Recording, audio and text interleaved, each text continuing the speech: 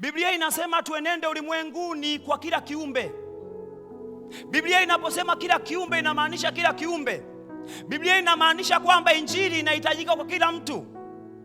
Injili inahitajika kwa mtu ambaye ni maskini.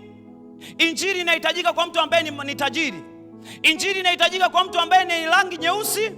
Injili inahitajika kwa mtu ambaye ni mzungu. Injili inahitajika kwa mtu ambaye ana elimu. Injili inahitajika kwa mtu ambaye hana elimu. Injili inahitajika kwa kila mtu ambaye anaitwa mwanadamu.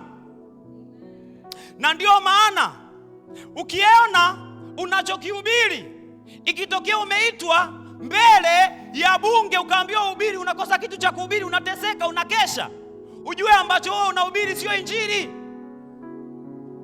Ukiona umeambiwa kuna kongamano la matajiri wote Tanzania, nenda ukahubiri, alafu unaona siku hiyo unakosa usingizi, ujue unachohubiri sio injili. Sio vibaya kuanza upya, tupa hizo notes. Kwa nini? Kwa sababu injili ni kwa ajili ya kila kiumbe. Ndio maana wale mnaowaambia watu njoo kwa Yesu faulu masomo yako, mnawadanganya.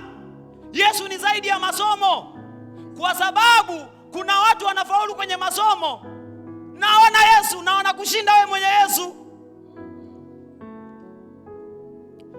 Njoo kwa Yesu upate hela.